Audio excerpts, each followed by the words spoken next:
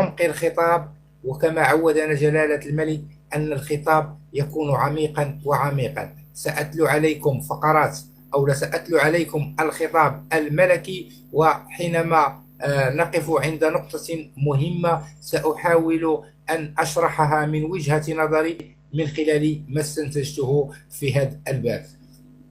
على بركة الله نبدأ الخطاب الملكي. الحمد لله والصلاة على مولانا رسول الله وآله وصحبه. حضرات السيدات والسادة البرلمانيين المحترمين، نفتتح اليوم بعون الله تعالى وتوفيقه السنة الأخيرة من الولاية الحالية لمجلس النواب، وهي مناسبة للتعبير لكم عن تقديرنا للعمل الذي تقومون به، سواء في مجال التشريع ومراقبة العمل الحكومي وفي تقييم السياسات العمومية. كما نود الإشادة بالجهود المبذولة للارتقاء بالدبلوماسية الحزبية والبرلمانية في خدمة القضايا العليا للبلاد، داعين إلى المزيد من الاجتهاد والفعالية في إطار من التعاون والتكامل مع الدبلوماسية الرسمية. هنا جلالة الملك شكر الجميع على الدور ديالو المنوط به، وهنا كانت رسالة قوية للناس اللي طالبوا بالدبلوماسية، طالبوا بحل الحكومة، وللناس اللي طالبوا بملكية مطلقة. هنا جلالة الملك يحث الجميع على احترام الوثيقة الدستورية كما يحترمها جلالة الملك في إطار التدافع، وهنا تخليق الحياة السياسية بدرجة واقعية ومفهومة. جلالة الملك هنا غيشكر الأحزاب عن الدور ديال الدبلوماسية البرلمانية والدبلوماسية الحزبية، ولكن كيقول لهم خدموا في إطار مشترك مع الدبلوماسية الرسمية. يعني راه كاينه خدمه، والخدمه ديالكم راه ملموسه بالنسبه لجلاله الملك وكيشوفها عبر التقارير اللي كديرها الدبلوماسيه الرسميه، ولكن يكون واحد التنسيق اكبر. وهنا كنظن ان جلاله الملك عطى رساله لبعض الاحزاب اللي مازال ما انخرطاتش في الدبلوماسيه الحزبيه ولا الدبلوماسيه البرلمانيه على انها تنخرط رسميا في هذا الشق وهذا العمل، وانها تكون قريبه من الدبلوماسيه الرسميه وتنسق مع الدبلوماسيه الرسميه في هذا الباب هذا. وهنا كنتجوا على ان الدور ديال الاحزاب والتحرك ديالهم على المستوى الافريقي ولا على امريكا اللاتينيه كان طيبا خلال منذ ان اعطى جلاله الملك السنه الماضيه هذا التعليمات الساميه ديالو ديال الدبلوماسيه البرلمانيه والدبلوماسيه الحزبيه. وراه كتعرفوا شكون الاحزاب اللي ما منخرطاش في هذا الباب. ولانها السنه الاخيره بالنسبه لاعضاء مجلس النواب، ندعوكم إلى تكريسها للعمل بروح المسؤولية لاستكمال المخططات التشريعية وتنفيذ البرامج والمشاريع المفتوحة، والتحلي باليقظة والالتزام في الدفاع عن قضايا الوطن والمواطنين. والالتزام في الدفاع عن قضايا الوطن والمواطنين، والتصدي للمغرضين وللمحرضين.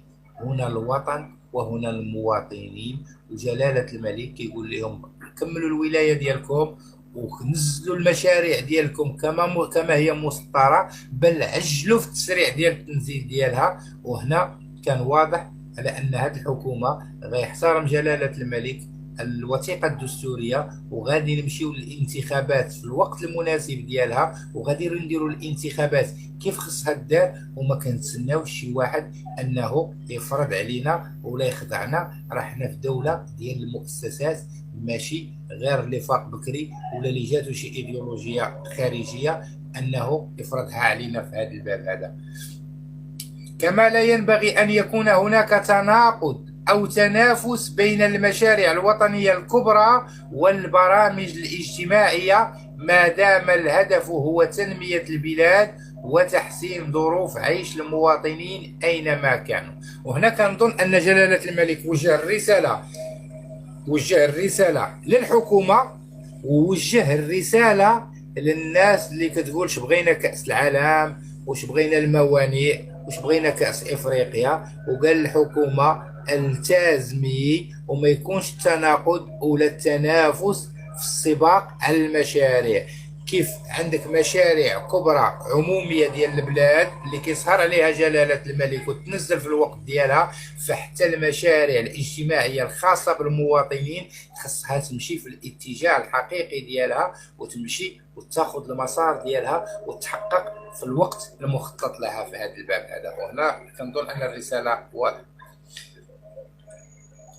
وفي نفس السياق ينبغي إعطاء عناية خاصة لتأطير المواطنين والتعريف بالمبادرات التي تتخذها السلطات العمومية ومختلف القوانين والقرارات، ولا سيما تلك التي تهم حقوق وحريات المواطنين بصفة مباشرة. بزاف الناس كيقول لك جلالة الملك ما هضرش على هادشي اللي وقع، وهنا جلالة الملك يحملنا المسؤولية ديال ما وقع، أننا ما كنديروش الدور ديالنا شريف. أنت نعاودوها. وفي نفس السياق ينبغي إعطاء عناية خاصة للمواطنين والتعريف بالمبادرات التي تتخذها السلطات العمومية، يعني أن نفتحوا على الحكومة وعلى المسؤولين الحزبيين والمجتمع المدني أنه يحط المواطن في الصورة وفي المشهد، يحط المواطن في الصورة وفي المشهد. وهنا جلالة الملك باش هذا المواطن ما يبقاش يغني الشعارات ويخرج للإطلاق يقول لك ربط المسؤولية بالمحاسبة وهو ما عارفش أن راه داكشي اللي كيديرو إجرام. تأطير المواطن هذا هو الذكاء الجماعي اللي طلب به صاحب الجلالة في 2018. فإذا التأطير ديال المواطن مسؤولية من؟ تأطير المواطن هو مسؤولية الأحزاب، مسؤولية دور الشباب في شق المجتمع المدني، دور المؤسسة التربوية، ودور الأسرة. يعني حنا كاملين كنتحملوا المسؤولية، لأن هذوك اللي خرجوا يخربوه راه ما كانوش كيعرفوا على أن هذاك جرم، لأن اللي حرضهم كون كان عندهم خلفية سياسية ولا كان عندهم توعية كان يقول لي شريف شكون تقول لي انت واش نهرس انا بلادي، واش نخرب انا بلادي؟ لا هذا راه مصوب. فهنا علاش قبيله راه قلتها عند فدوى وغنعاود نقولها دابا، هنا فين جات ربط المسؤوليه كيفاش نديروا ربط المسؤوليه بالمحاسبه؟ عبر التوعيه، ومن هذه التوعيه نديروا الانخراط في العمل السياسي، وهنا غادي نكون وصلنا للذكاء الجماعي. وللاسف ان نهار اللي عطى جلاله الملك التوجيهات ديالو فشلوا المسؤولين على انهم يبلوروا هذه النقطه او حتى يجتهدوا فيها. وكيعاود جلالة الملك كيجدد وكيحملنا المسؤولية جميعا. وأنا في هذه النقطة هذه بالضبط أظن من وجهة نظري وسجلوها عليا على أنه غتكون إعادة النظر في قانون الأحزاب وفي القانون ديال الجمعيات وديال النقابات.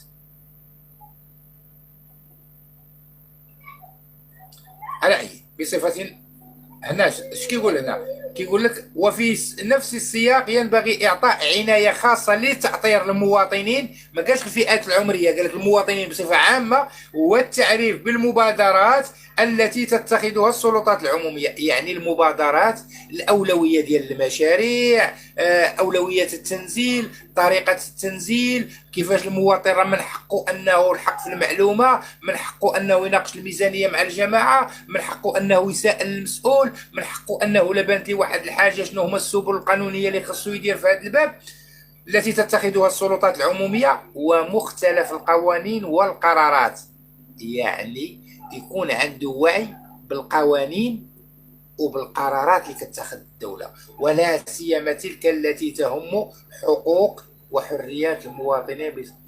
هنا مفهوم الحريات والحقوق، حريتك تنتهي عند بداية حرية الآخر. نختلف أنا وياك سياسيا ولكن في ليميت ديال الاحترام. ما تجيش تغنيني بحرية التعبير وتقول لي لا ما تقمعنيش وحرية التعبير. ملي تدخل في واحد الحريات خصك تكون انت بوحدك كتفراني، ماشي انا اللي كنفراني.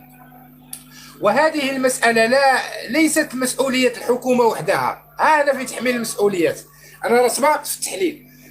وهذه المسؤولية ليست مسؤولية هذه المسألة ليست مسؤولية الحكومة وحدها، وإنما هي مسؤولية الجميع، وفي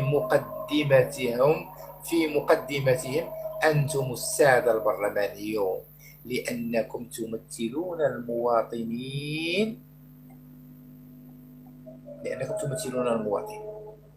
يعني هذاك البرلماني إلى عندك مقعد واحد هنا كانت صفة الأحزاب كلها، لان راه هذاك المواطن اللي كيحتاج اليوم راه ما كتواصلش معاه، ما كتاثروش علاش خرج للشارع. كون كنتي كتحطو في الصوره كان غادي يكون كيواكب معك المشهد وكيواكب معك الحياه السياسيه.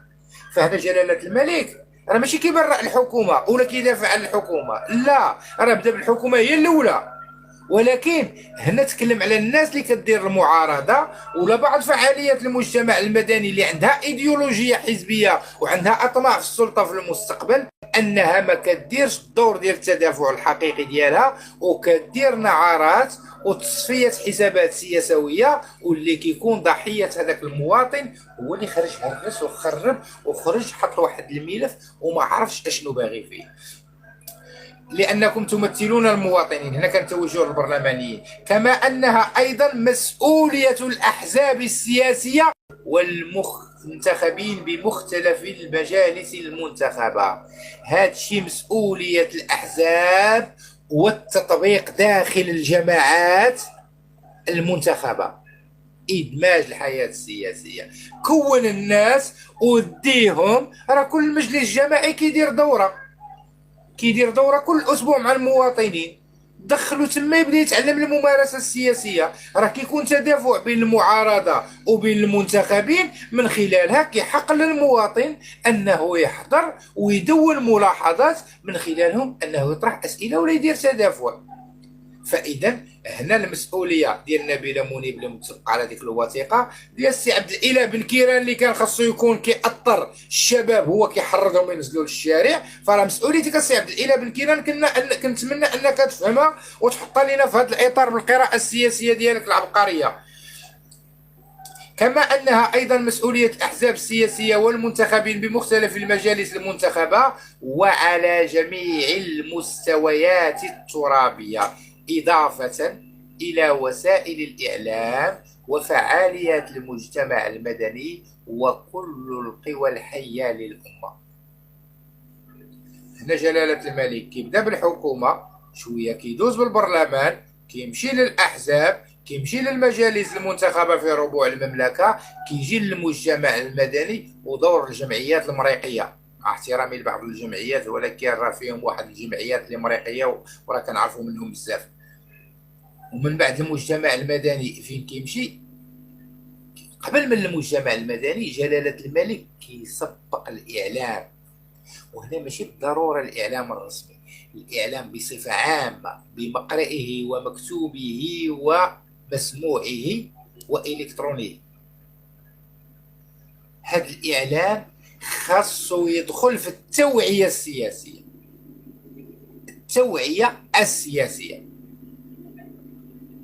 وهذه التوعية السياسية ما تكونش عندها ميولات ولا إيديولوجيات. دير المعارضة ملي تشوف الحكومة غير مخطئة، ودير التوعية للمواطن ملي تشوف المواطن ما كيواكبش. وهذا طالبت به انا شخصيا، قلت يجب فتح قناه اعلاميه جسر تواصل مع الحكومه وتواصل مع المشهد السياسي، من خلالها تكون الاجابه على اسئله المواطنين بطرق قانونيه عبر المؤسسات. وربما راه عندي اللايف انا مسجل واش هنا ولا في الدبلوماسيه، راه كان هذا مطلبي، ماشي غير في اللايف، بزاف ديال اللايفات كنطلب انا بهذا المطلب هذا. كيجي من بعد كيجيو الجمعيات المجتمع المدني اللي فيه النقابات وفيه المنظمات وفيه الرابطات وفيه الجمعيات، هادو كلهم كيتحملوا المسؤوليه. والقوى الحيه وكل القوى الحيه للامه. شكون هي القوى الحيه للامه؟ هذا سؤال واتمنى الاجابه عليه. القوى الحيه للامه ماشي اشخاص بعينهم، كل من له ضمير وغير على هذا الوطن فهو يعتبر من القوى الحيه للامه. كل من يساهم في تطوير هذا الوطن وله ارتباط بهذا الوطن فهو يعتبر من القوى الحية. وشوفوا انتم هنا في مواقع التواصل الاجتماعي راه كاينه قوى حية معنا، راه كاينه قوى حية. هذيك القوى الحية خاصها دير الدور ديالها، ما ترجعش للور، تدخل وتحط الموقف ديالها وتناقش به وتوعي فيه. القوى الحية كل ما ينشر التوعية، كل شخص ينشر التوعية ويواكب التوجيهات السامية للملك ويحاول أن يبسطها لعامة الناس للانخراط فيها، فهذا يعتبر قوى حية. هذوما القوى الحية. القوى الحية راه ماشي واحد الشخصيات ما كنعرفوهمش، هو الشخصيات كتبدا من فقيه الجامع، من داك السيد اللي كنحترموه في الدرب، من شيخ القبيله، من الاب داخل المجتمع، من مدير المدرسه، من الاستاذ الجامعي، من الطبيب، من الفرملي، الى اعلى هيئات كاينه في البلاد. هادو هما القوى الحيه، ويقدر يكونوا فيها اشخاص داخل المؤسسات راهم قوى حيه. كل من يشتغل بضمير فبالنسبه لي انا اعتبره قوى حيه. حضرات السيدات والسادة البرلمانيين، لقد دعونا في خطاب العرش الأخير إلى تسريع مسيرة المغرب الصاعد وإطلاق جيل جديد من برامج التنمية الترابية، وهي من القضايا الكبرى التي تتجاوز الزمن الحكومي والبرلماني، والتسريع لتنزيل الجهوية الموسعة. وان هاد الرؤى عند الملك كتسبق الحكومه والمعارضه، ناس ما كيفكروش فيها، ناس مبعاد منها كل بعد. تنزيل راه هنا جلاله الملك لقد دعونا في خطاب العرش الاخير الى تسريع مسيره المغرب الصاعد. المغرب كيتكلم على ذاك جلاله الملك، راه تكلم عليها في خطاب العرش. المغرب اللي دخل نادي القوى الصاعده ولا نادي الدول الصاعده على المستوى الخارجي، واللي باقي متاخر فيه داخليا. وهنا كيتكلم جلاله الملك عن العجلتين وكيقول راه واحد الرويضه كدور اكثر من رويضه، وللاسف ان هذه الرويضه كتسبق الحكومه، والشق المعارضاتي ما كيدخلش في هذا الباب وما كيديرش التدافع السياسي. وهنا في هذه النقطه راه كاينه رساله لهاد الناس، لان هاد الناس اليوم اللي كيطالبوا بمطالب يمشيو يسرعوا تنزيل الجهويه الموسعه. وبلادنا ولله والحمد لله تفتح الباب من خلال الديناميات التي اطلقناها امام تحقيق العداله الاجتماعيه ومجاليه اكبر. هاي كتكمل هنا: بما يضمن استفاده الجميع من ثمار النمو وتكافؤ الفرص بين ابناء المغرب الموحد في مختلف الحقوق السياسيه والاقتصاديه والاجتماعيه وغيرها. إلغاء الطبقية، إلغاء الطبقية، وهذا الطبقية وجعل المواطنين سواسية لا في الأمور السياسية ولا في الاجتماعية ولا في الاقتصادية. هو التخليق ديال المشهد، هذا تخليق المشهد السياسي. ومن هنا راه هذه الناس اللي كيطالبوا بفصل السلطات وما كيفهموهاش. راه هنا فصل السلطات راه من خلال اجتهادك انت، راه السلطات هي راه مفصوله. راه البرلمان كمؤسسه تشريعيه راه ما كيدخلش في السلطه القضائيه، والسلطه التنزيليه كتخضع للرقابه ديال السلطه التشريعيه والسلطه القضائيه من خلال الدور ديالك انت كمواطن في التدافع وفي المراقبه. كيعطيك الدستور حق الحصول على المعلومه. انا كمواطن كننتمي لواحد الجماعه، كنشوف واحد المارشي، من حقي نمشي عند رئيس الجماعه ونقول ليه بغيت نعرف لي ستاتيستيك ديال هذا المارشي. هذه ما كتدخلش في السريات، لان الامور اللي حدد الدستور كان من بينها امور الجيش وامور استخبارات وواحد الامور خاصه بالدوله. اما هذيك الجماعه فهذاك الرزق ديالك انت، وانت كابن المنطقه من حقك انك دير هذيك المراقبه وخا ما يكونش عندك دور انتخابي. وهنا كتلغى الطبقيه. ما تقولش هذاك راه رئيس جماعه، لا، انت مواطن اللي حطيتي ذاك رئيس الجماعه. وقالها جلاله الملك للبرلمانيين راه في البدايه ديال الخطاب. وراه جلاله الملك قبل الدوره التشريعيه راه عين واحد على راس القطاع ديال المجال الاخضر، هو ان المواطن ما يبقاش يجي من الراشديه باش يقلب على فرصه ديال العمل في الدار البيضاء ولا في طنجه. وهذا الشيء كيدخل في اطار الجهويه الموسعه، وهذا الشيء كيدخل في اطار التنميه الجهويه وخلق اقتصاد محلي من خلاله ان المواطن يخرج من الهشاشه الى مستوى العيش الكريم والاجتماعي، واللي غادي يدعموا الدوله في هذا الباب هذا. وهنا جلاله الملك كيتوجه للناس اللي كيعرقلوا هذه المشاريع ولا كيحاولوا يغيروا وجهه التنميه البشريه نحو واحد الوجهات اللي هي فاشله. بحالك انت اللي كتفرج فيا اللي كتمشي للشينوا ومشيتي جدي هذوك لي باراسيول، وجدتي هذوك الكراسه، وجدتي هذيك الطابله الضامه، فرقتيهم على صحاب التقاعد في الجرادي. شنو غيحقوا هذوك الناس؟ واخا نزيدو نكملو هنا. فالعداله الاجتماعيه ومحاربه الفوارق المجاليه ليست مجرد شعار فارغ أو أولوية مرحلية قد تتراجع أهميتها حسب الظروف، وإنما نعتبرها توجها استراتيجيا يجب على جميع الفاعلين الالتزام به، ورهانا مصيريا ينبغي أن يحكم مختلف سياستنا التنموية. اللي كيشوف هذا المشروع على انه صعيب ولا ما غيتحققش، لا راه هذه رؤيه استراتيجيه ديال المغرب، يعني قادر مؤهل تكون في هذا القطاع، مرحبا، ما مؤهلش عندنا البديل.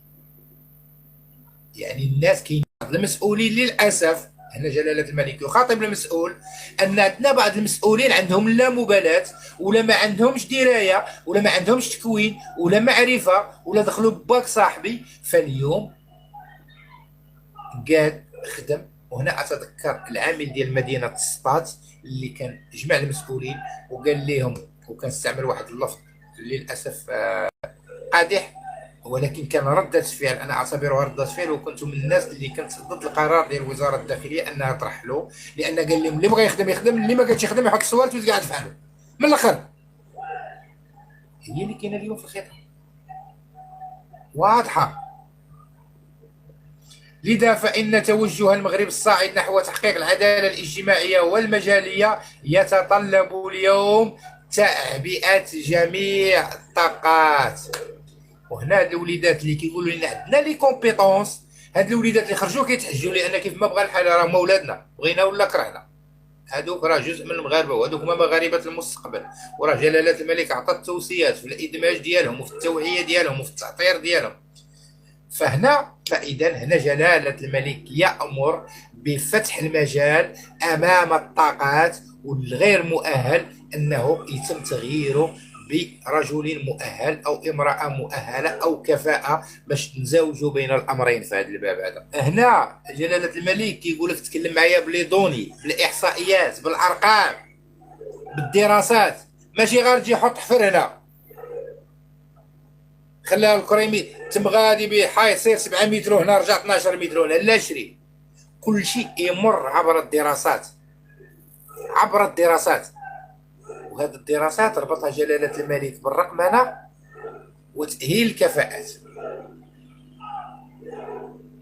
وهنا كنظن على أن هذا هو التغيير الجذري الحقيقي لإدماج هذا الجيل الجديد، لإدماجه وتكوينه وتسليم المفاتيح إلى الجيل المقبل اللي غيقود البلاد. وأنا أتمنى هذا الكلام هذا اللي كنشرح أنا أنه يوصل لمن يهمه الأمر، وأنه يمشي يدير التدافع السياسي، وأنه يمشي يشوف هذوك الناس اللي باركين تما، ولا كانت هو عنده كفاءة أنه يخضع هذاك المسؤول واش فعلا عنده كفاءة ويقارعوا بالكفاءة ديالو، بدل يخرج يهرس ولا يغوت في الشارع ولا يحط مطالب يركبوا عليها واحد الظلاميين اللي ما عمرني شفتهم. انا ما عمرني شفت انا شي في العالم اليوم، في العالم الحديث ما عمرني شفت شي بلاد عندها خونه وعندها ناس باغيين يريبوا البلاد من داخل البلاد. والله ما عمرني شفت الا في هذه البلاد السعيده. تسريع الوتيره ملي خرجوا من البرلمان قبيله، تسريع الوتيره،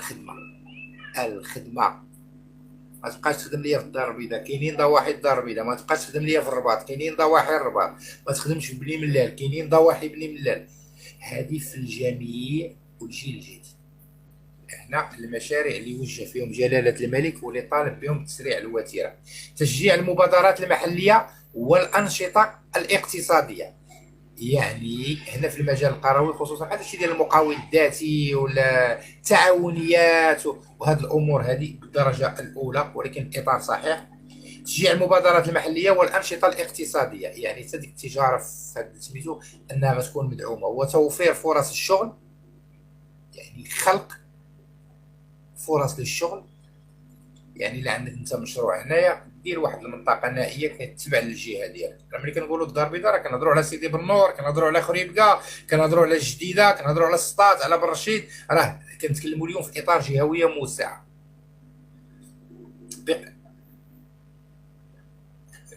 والانشطه الاقتصاديه وتوفير فرص الشغل للشباب والنهوض بقطاعات التعليم والصحه وتاهيل المجال الترابي.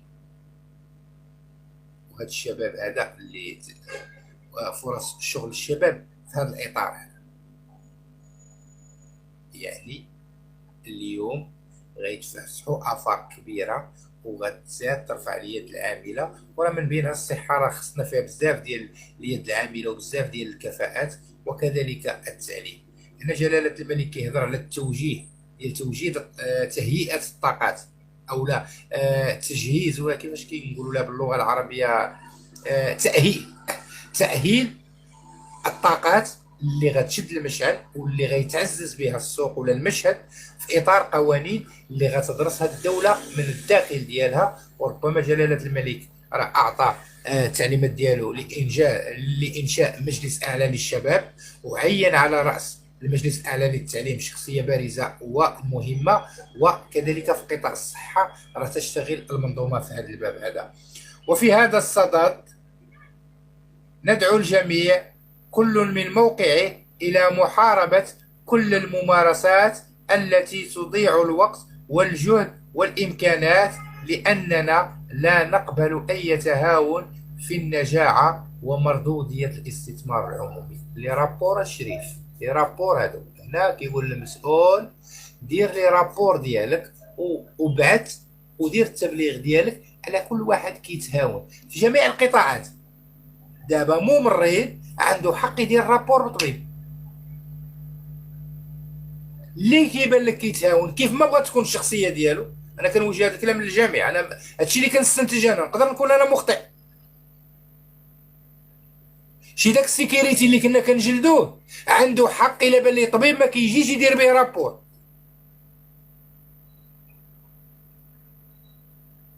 وهذه انت اللي كتسولي على ربط المسؤوليه بالمحاسبه وفرعتي لينا بها راسنا، هذا رديتي لينا هنا. وانت كبرلمانيه ولا انت كرئيس حكومه سابق اللي كتوصف رئيس الحكومه بستان فولور شفار، عطينا شي ملف جلاله الملك قال كتب، وغتكون زعما انت الاول غديروا رابور، نتوما جوج الاولين غديروا رابور، راكم امناء عامين احزاب،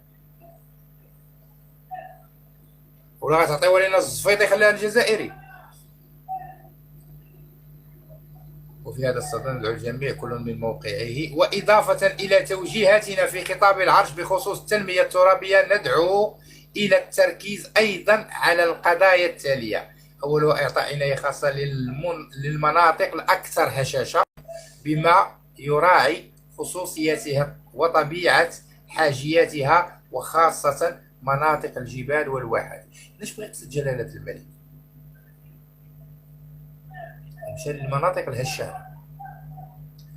هنا قال لهم تعطيو الاولويه للمناطق، فكان داك اللي الناس اللي كيقولوا المغرب المنسي وزادوا حتى الواحات، ان هاد الناس تعطيوهم الاولويه في المخططات ديالكم، ولكن ما تغيروش نمط العيش، ما تغيروش الهويه ديال المنطقه، تخليو المنطقه في هويتها. اسمع المعلم مزيان، اسمع مزيان، المنطقه تبقى بالهويه ديالها، تبقى بالتمغربيت ديالها. وهنا راه رسائل بليغه هادي، راه كل واحد كيقراها من الموقع ديالو. نمشي للاطلس، خصني نلقى الاطلس بديك الحلاوه ديال الاطلس، اييه نميه، نزيد بيه لقدام، نطورو، ولكن نتشبت لي بالهويه ديالي. إعطاء عناية خاصة. فلا يمكن تحقيق تنمية ترابية منسجمة بدون تكامل وتضامن فعلي بين المناطق والجهات. وهنا كأمر الجهات، الإطار الجهوية الموسعة، بالشراكات. يعني غنسمعوا جهة مراكش غدير مثلا شراكة مع جهة تافيلات، وغنقدروا نشوفوا مثلا جهة الدار البيضاء دير شراكة مع جهة الداخلة. وهنا في إطار ماشي باش تعطيها الفلوس. شنو المقصود منها هنايا؟ علاش هاد الشراكات؟ هو تسخير الخبرات، هو تسخير الخبرات. لان الخبره مثلا اللي كاينه في واحد المدينه اكس ماشي هي اللي في واحد المدينه ايكغيك.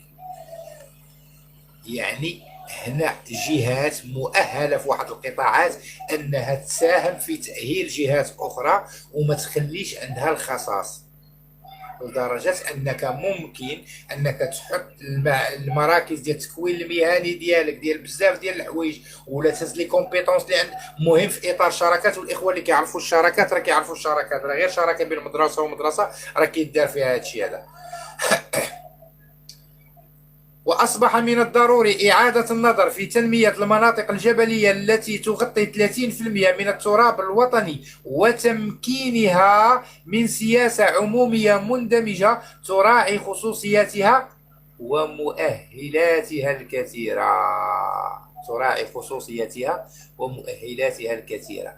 ما تجيش انت كمسؤول تقول لي حيد هذه غندير لك هذه، لا، خدم على هذيك الخصوصيات. هذيك الخصوصيات خدم عليها وطورها، راه كاين عندها مؤهلات اللي خصها غير ترتقي.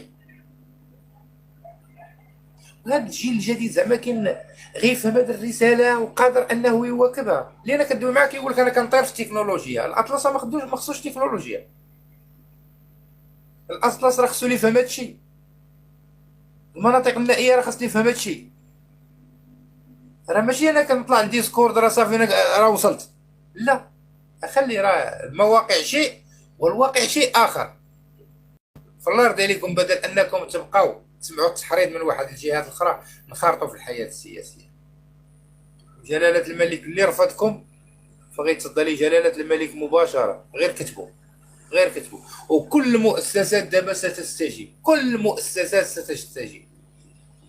ها محاربه الفساد، ها جلاله الملك اعطاكم الاليات ديال محاربه الفساد اللي للاسف انها كاينه عندنا في القانون ولكن المواطن ما كيعرفش ينزلها.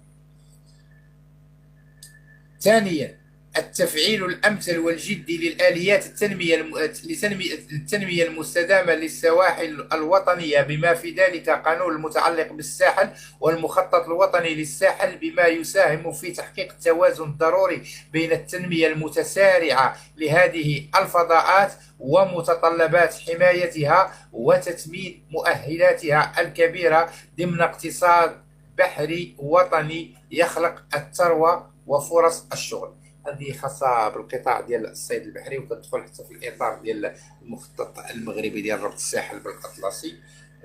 ربما كنظن أن هذه عندها ناس اللي خاصين بها اللي توجه لهم هذا الكلام في هذا المبادئ. ثالثا، توسيع نطاق المراكز القروية باعتبارها فضاءات ملائمة لتدبير التوسع الحضاري والحد من آثاره السلبية على أن تشكل هذه المراكز الناشئة حلقة فعالة في تقريب الخدمات الإدارية والاجتماعية والاقتصادية من المواطنين في العالم القروي. شكون اللي فهم فيكم هذه يقولها لي الله يرضي عليكم؟ بغيت شي واحد انا زعما يكون يفهمها ويشرحها لي، يحطني في الصورة. اش قصد بها جلالة الملك؟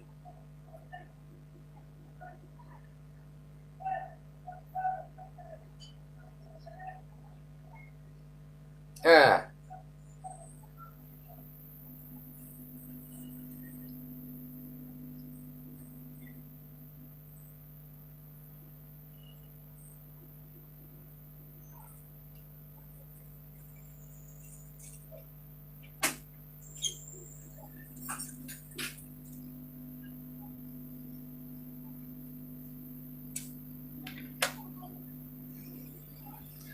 خلي واخا، شكرا بطاحة. هنا جلالة الملك هذه انا ما استنتجته هو ان كاين واحد القرى اللي هي مراكز الفيلاجات. هذه الفيلاجات جلاله الملك كيقول لهم ردوها مدن صغيره، ترجع مدن صغيره، ما يبقاش مثلا في واحد الفيلاج اللي هو مركز. يعني دابا لي فيلاج غيوليو كلهم مدن صغيره. هذه هنا انشاء مدن جديده. انا فهمتها بحال هكا، انشاء مدن جديده كيف ما قال السي طه، يكون فيها السبيطار، تكون فيها الثانويه، تكون فيها الاداره، تكون فيها ملحقه ديال العماله.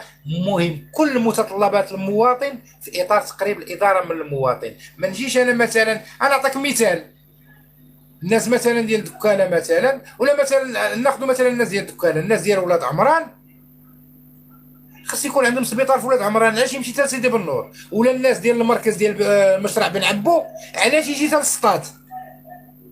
في المركز هذاك المركز غيجمع داك لونتوراج اللي عنده، غيكون فيه واحد المستشفى ديال القرب، غيكونوا فيه الحالات المستعجله، تكون فيه الاداره متكامله، ما يبقاش هذاك المواطن انه يمشي للسطاد. وهنا هاد المراكز اللي غترجع وغتبدا تنشا مدن صغيره راه غتخلق واحد الرواج اقتصادي اللي كبير وكبير جدا، وغتحارب الهجره القرويه نحو المدن. وللاسف انها كتضر المجال القروي وكتاثر على المشهد الاقتصادي في المدن. هنا جلاله الملك فكنظن ان اصحاب الايديولوجيات، اصحاب الليبراليه الخارجيه، اصحاب اللوبيات، اصحاب التوجهات الاسلامويه وكل ذلك، ان هنا الامور يا اما تمشي من منطلق غيرة على هذا الوطن وخدمة للمواطن، يا اما مكانك غير موجود معنا. كنتي في الحكومه ولا كنتي في المعارضه فما كتفرقش معنا هنايا. فهنا كنظن ان جلاله الملك هنايا حتى الناس ديال المعارضه والناس ديال الاحزاب اللي كتنبح في مواقع التواصل الاجتماعي بعيده كل البعد، بعيده كل البعد. نبيله منيب كتطلب ملكيه برلمانيه، ما كتناقش الحياه السياسيه. عبد الاله بن كيران كان ملهي مع غزه، ها غزه سدوها، ها غزه راه صافي، راه سير بني معاهم، يلا هز غدا بالتك وسير تبني. والله هنا وصلنا للنهايه ديال الخطاب. فكونوا رعاكم الله في مستوى الثقه الموضوعه فيكم، وفي مستوى الامانه الملقاه على عاتقكم، وما تتطلبه خدمه الوطن من نزاهه والتزام ونكران الذات. سي بن كيران انا في عهدي دارت، ونكران الذات الوطنيه، نكران الذات في الوطنيه. في العهد ديالي درت انا، في العهد ديالي غندير. اش غدير؟ نكران الذات. شو جلاله الملك هنا راه وجد رسائل الكل ورضى وقال لهم فكونوا رعاكم الله. يعني هادشي راه كنوجهو لكم كأب نصوح، ماشي بمنطلق حقد ولا منطلق تصفية حسابات او ما شابه ذلك، لا، راني غنرضي عليكم وداعيكم ووفقكم الله عز وجل في هذه الامور هذه كامله. وهنا جلاله الملك غيختم بواحد الايه كريمه جدا. شو هادشي كامل اللي قال، ولكن هنا غيختم بواحد الايه كريمه. قال تعالى فمن يعمل مثقال ذرة خيرا يره ومن يعمل مثقال ذرة شرا يره. صدق الله العظيم. والسلام عليكم ورحمة الله وبركاته.